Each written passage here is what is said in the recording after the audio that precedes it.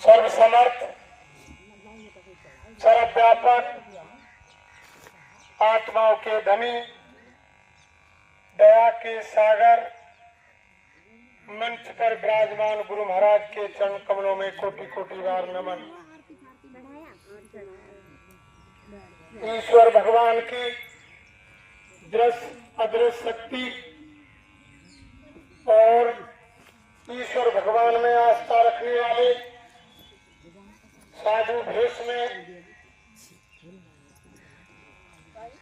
मंदिर पर रहने वाले बाबा जी महाराज, गांव निवासियों, सती सीता सावित्री की पावन भूमि पर पैदा होने वाली माता बहन देवियों, नौजवान साथियों, बच्चे बच्चियों, दूर दराज से चल करके आए धर्म प्रेमियों, गुरु भाई बहनों, सभी को हमारा हाथ जोड़ के सादर जय गुरुदेव, सादर। आज ऐसी जगह पर मालिक की चर्चा हो रही है, आप हम सभी अगर रास्ता निकल रहे हैं तो भी हम भगवान को नमन कर रहे हैं और सुबह शाम सारा गांव जहां मालिक की बंदगी, मालिक से दुआ दुआ मांगने आता है, ऐसे पावन भगवान के मंदिर पर आज मालिक की चर्चा हो रही है। और देखो प्रेमियों, जो हमारे संगत के वरिष्ठ पार्थ भाई आज पंच भौतिक शरीर से दुनिया में नहीं है, उन्हीं की प्रेरणा से आज ये कार्यक्रम हमारे बाबा इनसे पार्थ भाई कहकर गए कि मेरा एक सत्संग बाबा तुम्हारे मंदिर प्रांगण में अवश्य कराना। जो आज हमारे महाराज जी पार्थ भाई की इच्छा को पूर्ण करने के लिए बाबा जय गुरुदेव के बंदों को बुला करके आज मंदिर प्रांगण में मालिक की चर्चा हो। प्रेमियों, वो इतनी बड़ी पुण्य आत्मा थी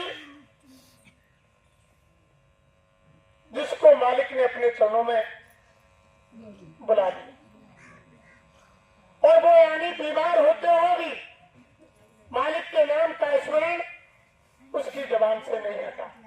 जैसे कहते हैं हमारे धर्मशास्त्र कि सांस सांस पर नाम ले, वृथा सांस मत खोए, और ना जाने या सांस को आमन होए कोई मालूम नहीं।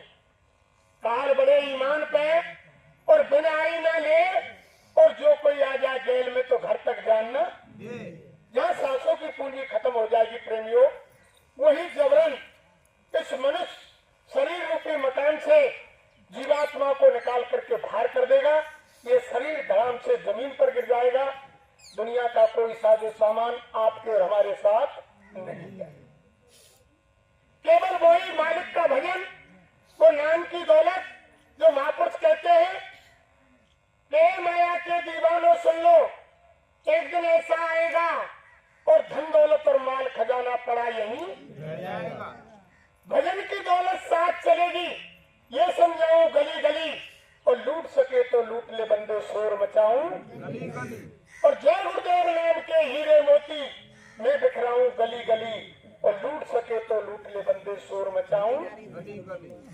तो प्रेमियों, केवल जो अभी हमारे प्रेमियों ने, भाइयों ने कई मालिक की प्रार्थनाएं, कई चेतावनी सुनाई, केवल इस दुनिया में भजन ही सार्थक है। वही दौलत आपके हमारे साथ जाएगी जो हम संसार के काम काज कर रहे हैं। महापुरुषों ने तो ऐसा कहा है, जो भी कमाया है उसे दूसरा ही खाएगा, और खाली हाथ आया है बंदे खाली हाथ जाएगा। जो हम तुम रात में लग रहे हैं इसको दूसरा खाएगा, आप हम नहीं खा सकते हैं प्रेमी, ये तो दूसरा खाएगा। तुम खाली हाथ आए और खाली हाथ तुम्हें जाना है। तुम आत्मा कह रहे, फिर तुम किसके लिए झूठ बोल रहे हो, किसके लिए चोरी कर रहे हो, किसके लिए बेईमानी कर रहे हो, किसके लिए धोखा दे रहे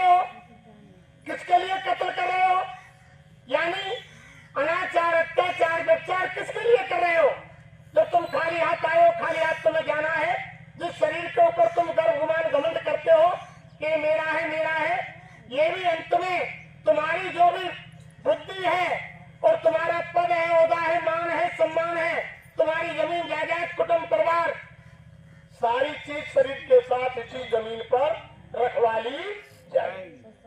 कोई चीज तुम्हारे साथ नहीं जाएगी प्रेमियों। तो इसलिए आप समय निकाल करके अगर आपको मनुष्य शरीर सार्थक करना है तो भगवान का भजन हमें अवश्य करना चाहिए। जो हमारे यानी बुजुर्गों ने कहा कि हर को भजन पेट को धंधो और जो नहीं करे वो मूर्ख। यानी मनुष्य शरीर पा करके भगवान का भजन और पेट भरने के लिए कोई ना कोई हुनर अवश्य करना चाहिए। ये दो काम जीवन में करने चाहिए। हमारे गुरु महाराज भी कहते हैं कि जो भी तुम काम करते हो, दुकान दफ्तर खेती में ईमानदारी मेहनत से करो, शाम को जो घर में आओ बाल बच्चों की सेवा करो, आए गए का आदर सत्कार करो। जब आपके पास यानी संसार का कोई काम नहीं हो, जब खाट में सोने लेटने जाओ, उस समय लेटकर बैठकर जमीन पर कुर्सी पर जैसे तुमको सुविधा हो 1 घंटे भगवान की यानी आराधना उसका भजन कर लेना। इसी में तुम्हारा मनुष्य शरीर सार्थक हो जाएगा, तुम्हारा लोक परलोक बन जाएगा। ऐसा यानी महात्मा कहते हैं, हमारे गुरु महाराज ने कहा। तो देखो प्रेमियों, सबसे पहले मैं आपको बता दूं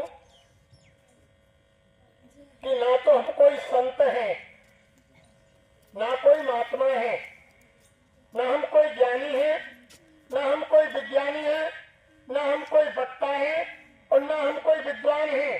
हम तो आप जैसे जिम्मेदार के बच्चे हैं। लेकिन गुरु महाराज के सानिध्य में रहे, उन्होंने हमारे सब प्रेमियों को, डाक वाले, जैकेट वाले, टोपी वाले, सादा ड्रेस में रहने वाले सभी प्रेमियों को हमारे गुरु महाराज ने आदेश दिया कि मेरा संदेश गांव, नगर, झोपड़ी, कस्बा, झुग्गी, गली, मोहल्ला हर जगह जाकर के सुना दो। कोई ऐसी जगह नहीं हो जहां मेरा संदेश नहीं सुना हो। कोई आने वाले खराब समय में बाद में ये ना कहे कि हमने संदेश नहीं सुना।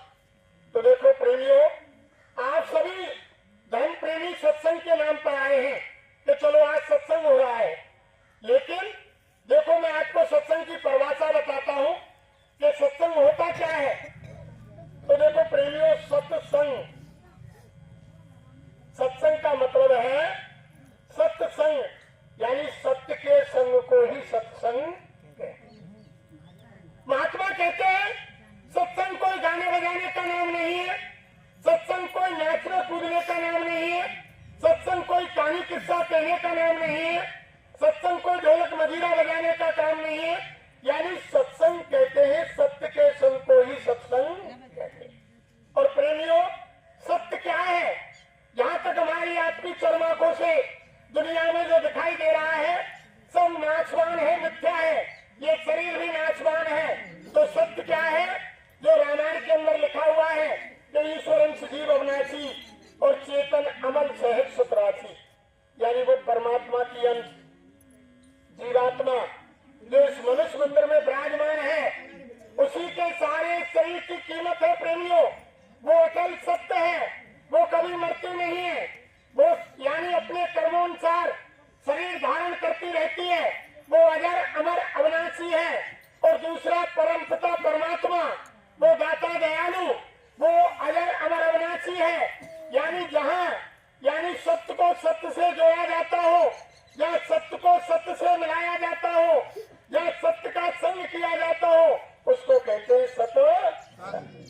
यानी आत्मा को परमात्मा से मिलाने का नाम है प्रेमियों सत्संग। और आत्मा को परमात्मा से मिला कौन सकता है प्रेमियों? आपकी हमारी कोई औकात हैसियत नहीं। आत्मा को परमात्मा से मिलाने वाले महात्मा होते हैं, सतगुरु होते हैं, संत होते हैं। उनकी वाणी वचन से जो भी शब्द निकलता है वो सत्शब्द निकलता है। तो महापुरुषों का संग यानी वो सत्संग है, और उनकी वाणी से जो वचन निकलता है वो भी यानी सत्संग है।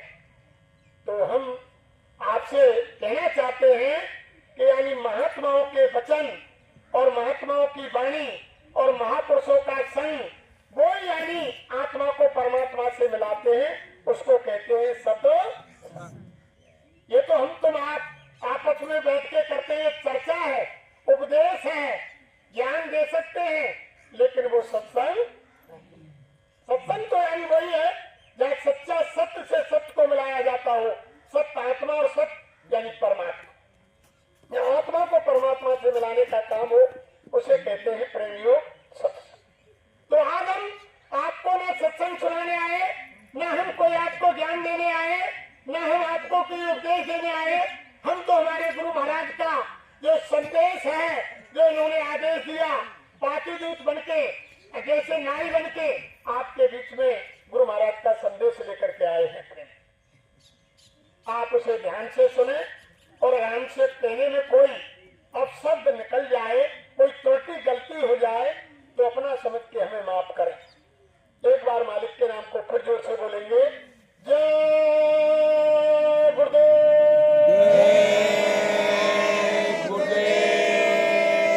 और देखो अभी भाई बहनों को शंका हो रही है कि राम है, कृष्ण है, देवी है, देवता है, दुर्गा है, भैरव है, भूमिया है, ये जय गुरुदेव नाम भगवान का कहां से आ गया।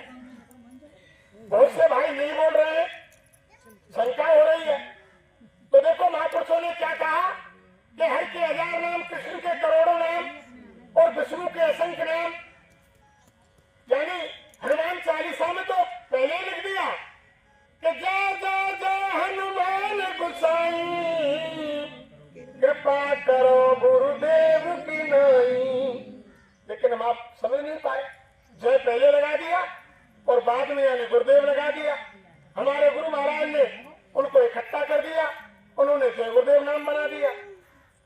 तो देखो जो सामने आपके हमारे पूज्य गुरु महाराज की तस्वीर लगी हुई है, तो हमारे गुरु महाराज मन से बोलते थे कि जय गुरुदेव नाम भगवान का, प्रभु का। तो जो प्रेमियों ध्यान से सुनो, जो बाबा जय गुरुदेव हमें कहते हैं, इनके शरीर का नाम इनके माँ बाप ने, जो रामचरितमानस के लिखने वाले गोसाई महाराज हैं, जो नाम गोसाई महाराज का है पूरा, वही हमारे गुरु महाराज के शरीर का नाम है। इनका नाम जय गुरुदेव नहीं है। आप शंका निकाल दो प्रेमियों, इनका नाम जय गुरुदेव नहीं है।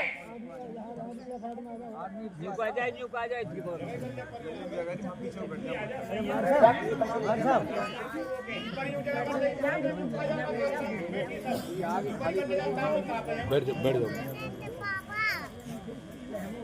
शांत बोलो। जय गुरुदेव। तो देखो प्रेमियों, इनका नाम जय गुरुदेव नहीं है। इनका नाम वही है जो गोसाई महाराज रामचरितमानस लिखने वाले, जो गोसाई महाराज का पूरा नाम है। ये हमारी माता बहन देवियां जिस पौधे की घर में पूजा करती है, जिस पौधे का नाम है, वही हमारे गुरु महाराज के शरीर का नाम। ये तो जय गुरुदेव नाम का प्रचार पूरे हिंदुस्तान में, विश्व में करते हैं कि जय गुरुदेव नाम उस यानी परमपिता परमात्मा, उस सर्वशक्तिमान शक्ति का नाम है जय गुरुदेव। इनका नाम नहीं। आप शंका कर रहे हैं, हम नाम इसलिए नहीं लेते हैं, हमने नाम नहीं लिया इनका। आपको सारे ने बताया कि रामचरितमानस को लिखने वाले जो गोस्वामी जी हैं, उनका नाम है, वो गुरु महाराज का नाम है। तो सारे में क्यों बता रहे हैं? पहले हमारे यानी हिंदू धर्म में इतनी मर्यादा थी प्रेमियों, हमारी बुजुर्ग माताओं में तो आज भी मर्यादा है, आज भी अपने पति का नाम नहीं लेती, आज भी नहीं लेते, इतनी मर्यादा है। लेकिन मैं आज की बात नहीं कर रहा हूँ, आज तो समय मॉडर्न आ गया। आज की जो हमारी नौजवान बहू बेटियां हैं, वो तो अपने पति का नाम लेकर ही बुलाती, आदर बुलाती है। और हमारे धर्मशास्त्र क्या कहते हैं प्रेमियों, कि अगर पत्नी ने पति का नाम लिया तो उम्र कम हो गई। और हमारी माता बहन देवियां साल भर में पति की उम्र बढ़ाने के लिए एक दिन व्रत रखती है, करवा चौथ का, उम्र को एक दिन बढ़ाती है और 365 दिन नाम लेकर के घटाती। तो संसार में शादी यानी पत्नी के पति के साथ होती है तो वो नाम नहीं लेती। और असली शादी, आत्मा की शादी, सतगुरु के साथ में, परमात्मा के साथ में होती है। तो हमारी आत्मा के सच्चे पति, सच्चे मालिक हमारे सदगुरु हैं, हमारे गुरु महाराज हैं। इसलिए हमारी वाणी से इनका नाम नहीं। हमारे गुरु महाराज ने बताया कि जितनी भी यानी औरत और यानी भाई लोग पुरुष बैठे हैं, सबकी जीवात्मा नारी रूप है, सब स्त्री रूप है और सबके पति परमपिता परमात्मा है। सबके पति आत्मा के, जैसे संसार में औरत का पति होता है। तो इसलिए हम इनका नाम नहीं ले रहे हैं। आप सब एक नाम क्यों नहीं ले रहे हैं? तो रामचरितमानस के लिखने वाले गोसाई महाराज हैं, जो नाम उनका है वो हमारे गुरु महाराज के शरीर का नाम है। भाई महाराज ने बताया कि ये जय गुरुदेव नाम ये उस भगवान का जगाया हुआ नाम है। भाई महाराज बोले, ए बच्चे बच्चियों, अगर तुमको शंका है, भाई महाराज ने कहा, तो तुम जय गुरुदेव नाम की परीक्षा ले लेना। गुरु महाराज ने कहा कि तुम रात बरात की जंगल में तुम्हें कोई गुंडे लुटेरे बदमाश घेर ले, कोई खूंखार जानवर घेर ले, किसी कुआं बावड़ी तालाब में डूबने लगे, कोई तिनके का सारा समय नहीं हो और तुम्हें ये लग जाए कि मेरे प्राण निकलने वाले हैं, उस समय तुम जिस भगवान को मानते हो, जिस देवी देवता को मानते हो, तुम उनकी याद कर लेना, उनका स्मरण कर लेना, उनको बुला लेना। अगर तुम्हारी मदद हो जाए तो ठीक है, अगर उस समय संकट की घड़ी में कोई भगवान तुम्हारी मदद नहीं करे, तो गुरु महाराज ने कहा कि आंख बंद करके अंतर में 10 बार कि जय गुरुदेव नाम सच्चा भगवान का है, तो मेरी मदद करो। हिंदू भाई बोले। भाई महाराज ने कहा अगर कोई मुसलमान है तो वो बोल दे कि जय गुरुदेव नाम सच्चा खुदा का है, तो मेरी मदद कर। और कोई ईसाई भाई है तो वो कहे कि जय गुरुदेव नाम सच्चा गौर का है, तो मेरी मदद कर। और कोई सिख भाई है वो बोले कि जय गुरुदेव नाम उस बाय गुरु का है, तो मेरी मदद कर। जब तुम 10 बार अंतर में बोलोगे प्रेमियों, तो गुरु महाराज ने कहा कि कोई तुम्हारी रक्षा करने वाला तुम्हारे पास आ जाएगा, तुम्हारी रक्षा हो जाएगी। जब तुम्हारी रक्षा हो जाए तब मेरे पास आ जाना। अरे जब मेरे पास आ जाना, तुम पहले नाम की परीक्षा करो और बाद में मेरे पास आओ। ये ऐसा नाम है प्रेमियों, जो गोसाई महाराज ने रामायण में लिखा है कि पर धन माटी गिने और पर क्रिया मात समान, और इतने में यदि हर ना मिले तो गोस्वामी दास जवान। गोसाई महाराज ने कहा कि इतना काम कर लो, अगर परमात्मा नहीं मिले तो मैं जमानत देता हूँ। ऐसे हमारे गुरु महाराज ने कहा कि पहले नाम की परीक्षा करो तब मेरे पास आओ। शंका करने की क्या बात है? अरे सतयुग के अंदर हरि नाम से लोगों का कल्याण हुआ। अगर हरि नाम से ही चारों युगों में जीव का कल्याण होता तो त्रेता के अंदर राम नाम को जगाने की जरूरत नहीं थी। अगर राम नाम से ही तीनों युगों में यानी जीव का कल्याण होता तो द्वापर में कृष्ण को जगाने की जरूरत नहीं थी।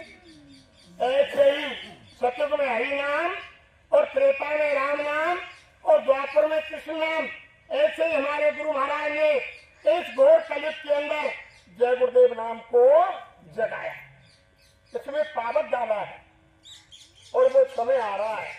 गुरु महाराज ने बताया ऐसा समय विश्व के अंदर और चंद दिनों में आएगा और जय गुरुदेव नाम का झंडा घर घर में आएगा। वो समय आ रहा है, सबको पुकारना पड़ेगा, क्योंकि हमारे गुरु महाराज मन से कहते हैं कि बच्चे बच्चियों, मेरे कोई वैसे संसारिक दृष्टि से कोई बच्चा बच्ची नहीं।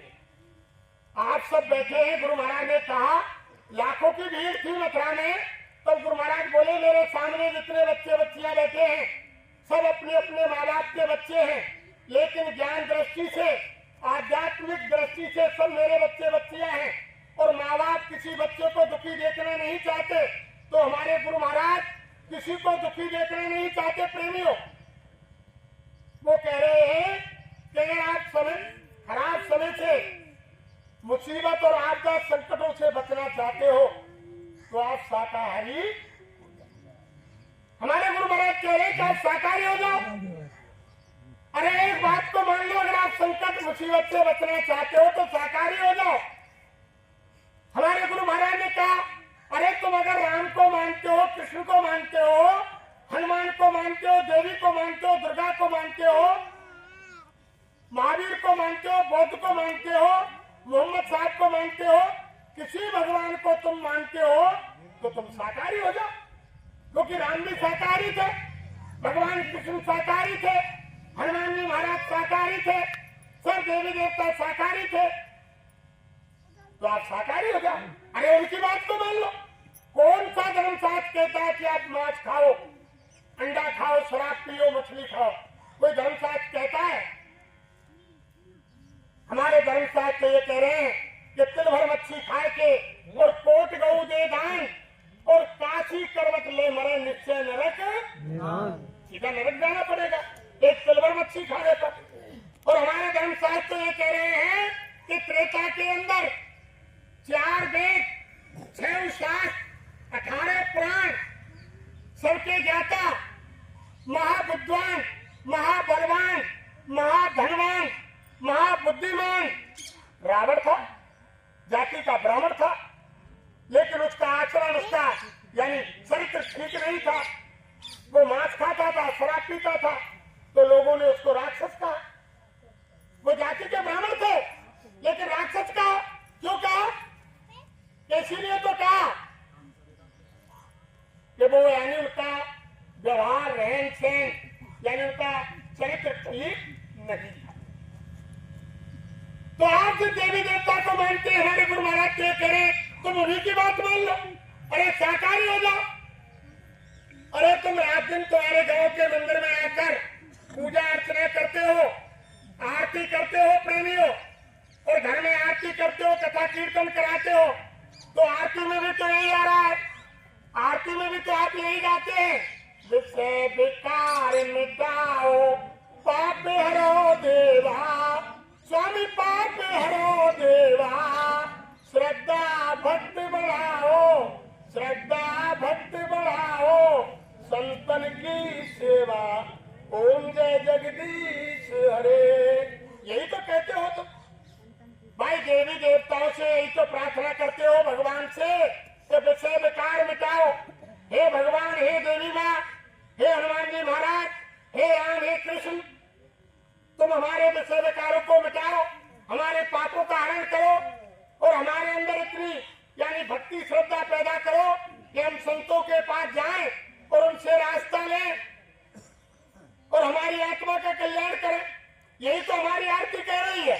लेकिन आपने तो एक वातावरण साधारण बना लिया कि सुबह स्नान किया और फूल पत्ती सजाए और मंदिर के देवता के सामने चले गए और पानी से स्नान कराया, फूल पत्ती डाल दी और यानी हाथ जोड़ दिया। आपने समझ ली कि हमारी पूजा हो गई। कभी आपने भगवान से पूछा, कभी किसी हमारी माता बहन देवियों ने देवी माँ से पूछा, हे देवी माँ, जो मैं पूजा कर रही हूँ, क्या तुम इनको स्वीकार कर रही हो? किसी ने पूछा? नहीं पूछा। तो नहीं पूछा। अगर मंदिर का देवता, अगर मंदिर का भगवान हमारी आपकी बुराइयों को कहने लग जाए और जो हम भोग प्रसाद लाते हैं उसको अगर मंदिर का भगवान खाने लग जाए, तो तुम मंदिर में आना जाना बंद कर दे। कोई भी मंदिर में नहीं आएगा प्रेमियों। अगर हमारी बुराइयों को मंदिर का भगवान कहने लग जाए कि तुमने चोरी की है, तुमने झूठ बोला है, तुमने शराब पिया है, तुमने कत्ल किया है, तुमने भाई भाई को धोखा दिया है, तुमने माँ बाप की सेवा नहीं की है, तुम गलत कर्म कर रहे हो, चले जाओ मेरे मंदिर से, तो कोई क्या मंदिर में आएगा? जब बुराइयों को भगवान कहने लग जाएगा तो कोई मंदिर में नहीं जाएगा। और जो तुम भोग प्रसाद लाते हो, अगर मंदिर का देवता तुम्हारे भोग के लड्डू को खाने लग जाए तो तुम एक दिन भी मंदिर में भोग प्रसाद लेकर नहीं आए। कह देंगी कि वो मंदिर का देवता, तुम 1 किलो लड्डू लेकर गए और 1 किलो लड्डू को मंदिर का देवता खा गया। अब तुम तो वहाँ थोड़ा प्रसाद चढ़ाते घर ले जाते हैं। जो हमारे बुजुर्गों ने कहा कि घर के खीर खावे और देवता भुलावे, वो हो रहा है। अरे प्रेमियों, महात्मा वही चीज तो कह रहे हैं कि मंदिर पूजा नित करो और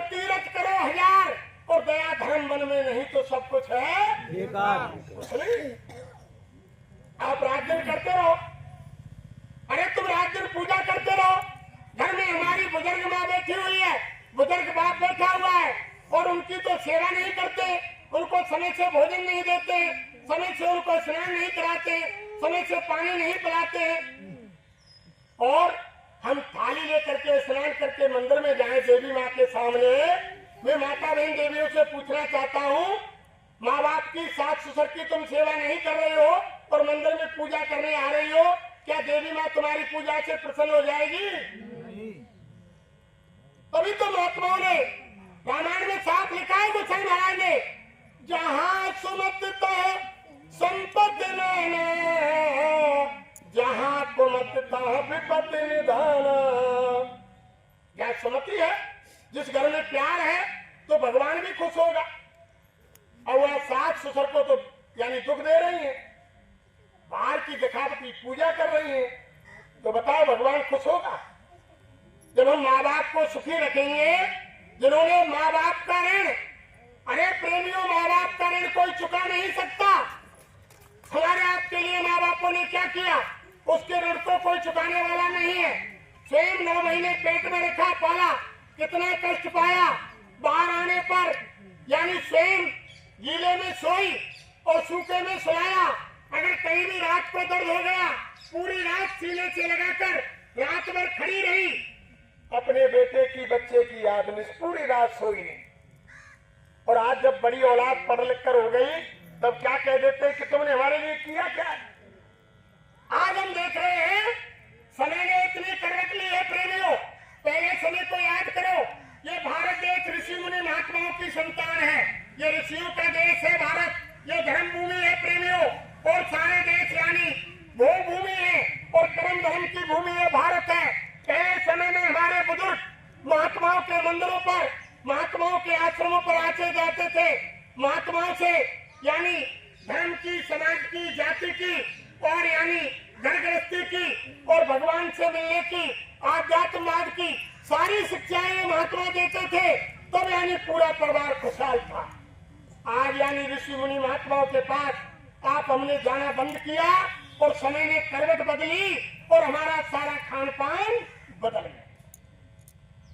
पहले समय में कोई ये अभक्ष भोजन कोई नहीं करता था, प्रेमी कोई नहीं करता था। जब हम अभक्ष भोजन करने लग गए, हमारी बुद्धि यानी बेकंट्रोल हो गई, तभी तो महात्मा ने कहा कि जैसा खावे अन्न और वैसा होवे मन, और जैसा पीवे पानी और वैसी होवे पानी। बदल गए सारे विचार। पहले समय में आपने देखा नहीं, समय निकाल करके हमारे बुजुर्ग मंदिर पर जाते, सुबह शाम महात्माओं के आश्रम पर जाते, शौच आदि क्रिया से निवृत्ति लेकर के मंदिर के भगवान के सामने चद्दर डाल करके, अंगोछा डालकर बैठ जाते, 10-20 मिनट भजन करते, मालिक का ध्यान करते, तब घर को जाते। रोजाना की क्रिया थी। आज तो बुजुर्गों से पूछो, ये करते थे, लेकिन आज किसी को समय नहीं, मंदिर जाने के लिए किसी को समय नहीं है। आज क्या बना रखा है मंदिर? शराब का ठेका। शाम को 4 बजे और नौजवान बच्चों से पूछो कि बेटा कहाँ जा रहे हो, क्या कहेंगे? अंकल वहां जा रहे हैं मंदिर पर। वो मंदिर किसको कहते हैं आज? दारू के ठेके। समय बदल गया प्रेमी। धरती पर भारी से भारी विनाश होने वाला है प्रेमियों। ये हमारे गुरु महाराज बता रहे हैं। महात्मा त्रिकालदर्शी होते हैं। भगवान कृष्ण ने महाभारत होने से पहले 3 बार जाकर के दुर्योधन को समझाया और कहा कि पांडव तुम्हारे भाई हैं, इनको आधा दे दो। दुर्योधन ने मना कर दिया।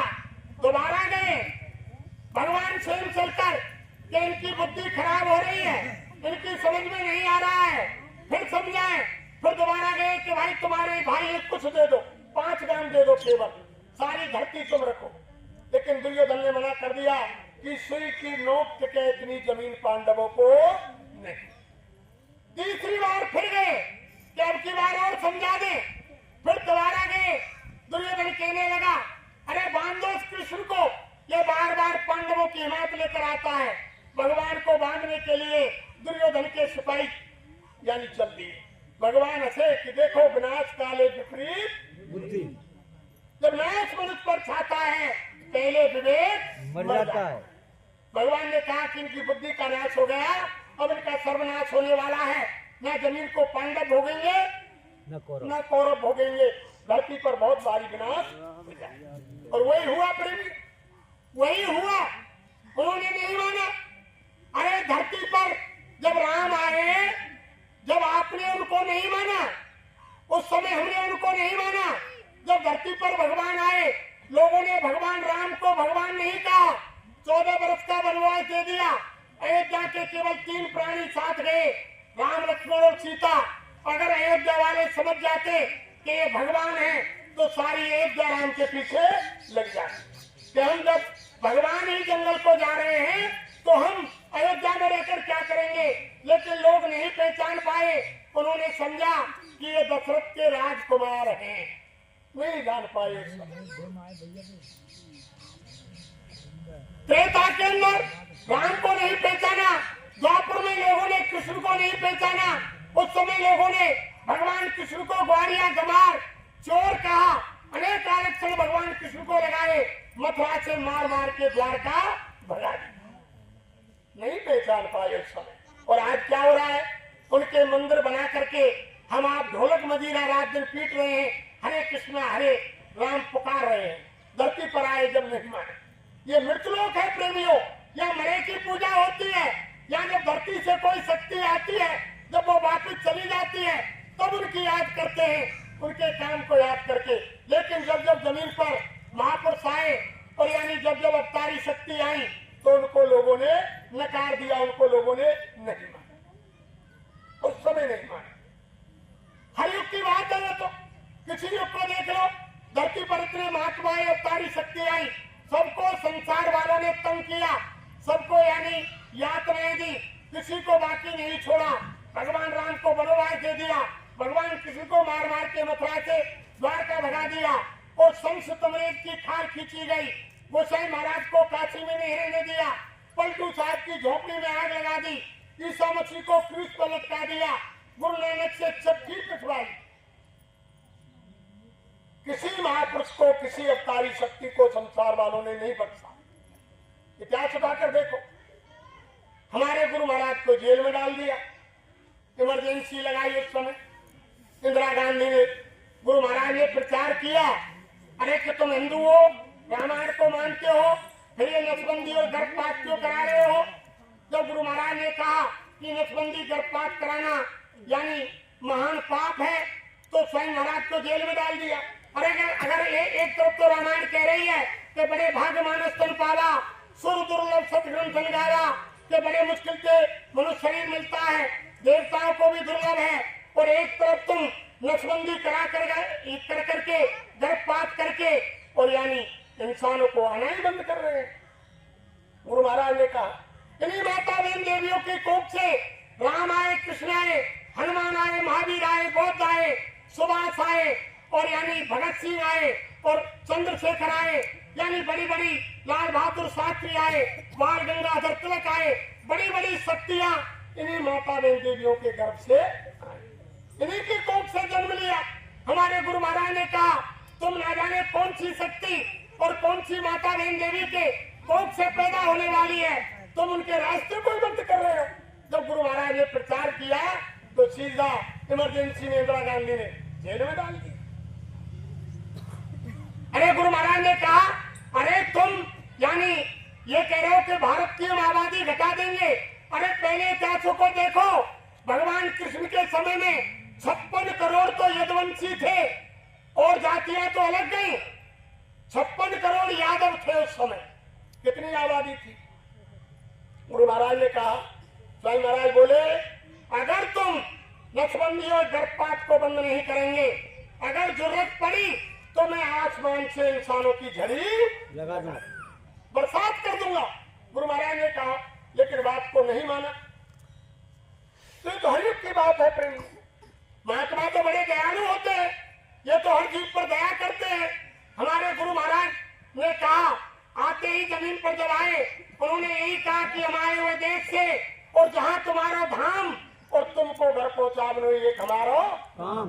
एक काम लेकर के गुरु महाराज आए। गुरु तुम्हारा नहीं करे बच्चे बच्चियों।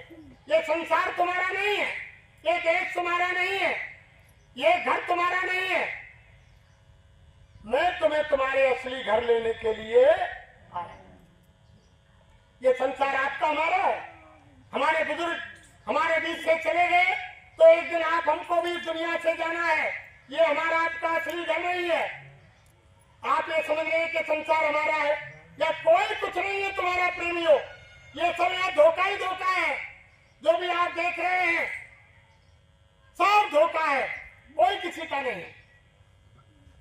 देखो महात्माओं ने बड़े तरीका से बताया।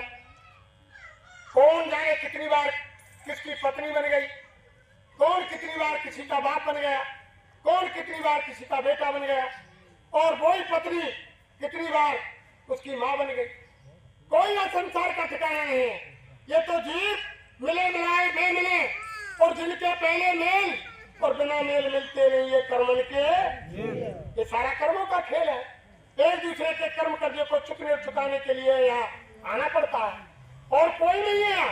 एक दूसरे का कर्म कर्जा चुकने चुकाने के लिए जीव यहाँ आता है, और बना देते हैं कि माँ है, बाप है, ये बेटा है, ये बहू है, ये लड़की है, ये नातेदार है, रिश्तेदार है। एक दूसरे का कर्म का कर्जा चुक रहे हैं।